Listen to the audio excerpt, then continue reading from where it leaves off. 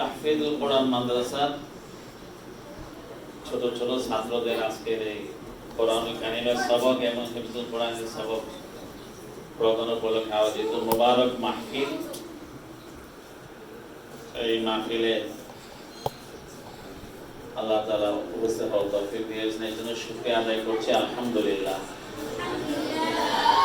এবং দোয়া করছি যারা আজকে সবক নেবে তাদেরকে যেন আল্লাহ তাআলা কোরআনুল কারীমকে সহি শুদ্ধভাবে তার তেলাওয়াত আয়ত্ত করা এবং সিনার মধ্যে এই কোরআন কারীমকে ধারণ করার তৌফিক দান করেন।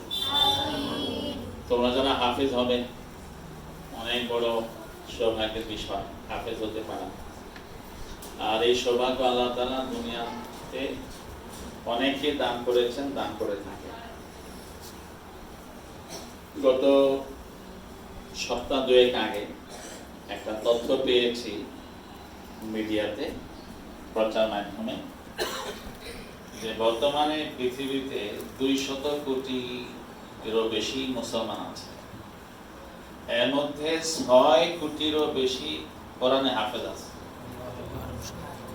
6 কোটিরও বেশি।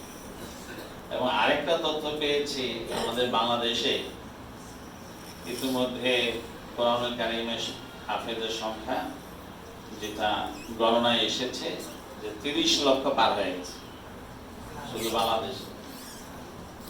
তাহলে বিপুল সংখ্যক মুসলমান শিশুদেরকে বিশেষ করে আল্লাহ তাআলা কোরআনকে হেফজ করার তৌফিক দিয়েছেন এবং দিয়ে যাচ্ছেন। এটা কোরআনে কারীমের একটা কারিশমা, কোরআনের একটা মুজিজা। দুনিয়ার কোনো বই, কোনো পুস্তক এমন নেই যেটাকে আদ্যপ্রান্ত এভাবে মুখস্থ করা যায়। একমাত্র কোরআনই এক কিতাব, যে কিতাবকে আল্লাহ তাআলা হিফজ করা, মুখস্থ করা এক বিশেষ কুদরতি এবং গায়েবী ব্যবস্থাপনা নিয়েছেন। এটা তারই প্রমাণ যে ছোট ছোট মুসলিম শিশুরা তারা কোরআন পড়ে, কোরআন হিফজ করে, অথচ তারা আরবি ভাষা জানে না, বোঝে না, কিন্তু কোরআন হিফজ করতে পারে।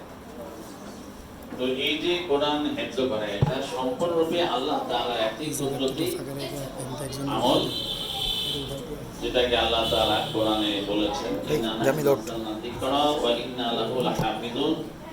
যে আমি এই জিকির তথা কোরআন নাযিল করেছি, আমি এর সংরক্ষণকারী। আল্লাহ তাআলা সেই সংরক্ষণের কুদরতি তরিকা এবং সেই উপায়টা হচ্ছে এভাবে মুসলমানদের সিনার মধ্যে কোরআনকে সংরক্ষিত করে দেওয়া।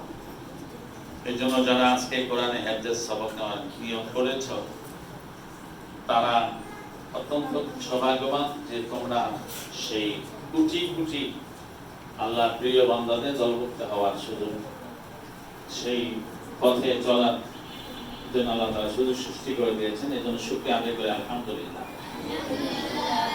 কোরআন হেফজ করার পরে নিয়ত করো তোমরা যে আমরা প্রথমে হেফজ করবো এবং হেফজের পরে ইনশাআল্লাহ কোরআনের আলেম হব। কারণ শুধু হাফেজ হওয়া, আলেম না হওয়া, এটা উপকারের চেয়ে ক্ষতির পরিমাণ কম নয়। এবং হাফেজ হওয়ার সাথে আলেম হতে হবে। কারণ হাফেজ হলো শুধু কোরআনের শব্দ মুখস্থ করো, আর আলেম হওয়া মানে কোরআনের অর্থ মর্মকে বোঝা এবং সেই মোতাবেক আমল করা। আমরা একটি বিখ্যাত হাদিস শুনি যে হাফেজ কোরআনের মা বাবাকে আল্লাহ তাআলা নূরের তাজ দান করবেন, একটি মহাসত্য হাদিস। কিন্তু সেই হাদিসটার বিস্তারিত যে বিবরণ আছে, সেই বিবরণটা কি? বিবরণটার মধ্যে আছে যে কোরআন পড়লো, কোরআনকে মুখস্থ করলো, কোরআনে যে হালাল সে হালালকে হালাল রূপে গ্রহণ করলো, যা হারাম সেটাকে হারাম রূপে বর্জন করলো। এইভাবে যে ব্যক্তি কোরআনকে তার জীবদ্দশায়, তার জীবনে পূর্ণরূপে বাস্তবায়ন করবে, তো এই কথাগুলো কিন্তু সেখানে আছে। তো শুধু হাফেজ হলে এই ফজিলত নাই, কিন্তু হাফেজ হওয়ার সঙ্গে কোরআন মোতাবেক আমল করা শর্ত কিন্তু জড়িয়ে দেওয়া হয়েছে।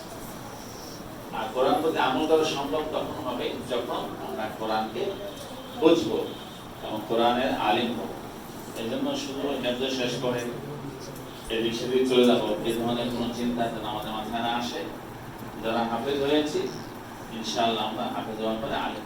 নিজেকে চিন্তা করতে হবে, আহলুল কোরআন আহলুল্লাহ ওয়া ইয়ালুহু, কোরআন যারা মুখস্থ করে, কোরআন যারা চর্চা করে, তারা সরাসরি আল্লাহ তাআলার পরিবারভুক্ত এবং আল্লাহ তাআলার খাস লোক। কাজে আমরা আমাদের এই বিশেষায়িত মর্যাদা পেয়েছি কোরআন এর সাথে সম্পৃক্ত হওয়ার উসিলায়।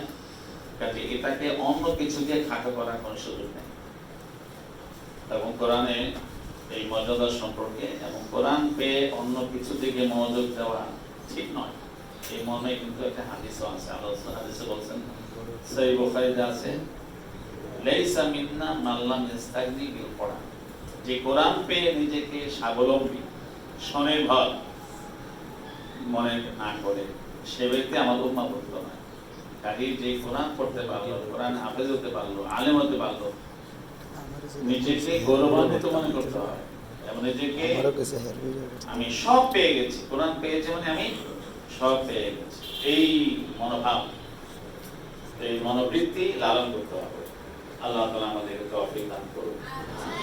তো এখন আমরা কিছু দোয়া পড়ি, দোয়াগুলো পড়বো, দোয়াগুলো পড়ার পরে তোমাদের একটু একা এক করে তোমাদের তেলাওয়াত শুনবো ইনশাআল্লাহ। এভাবে আমাদের আজকে সবকের ইফতেতাহ এবং সূচনা।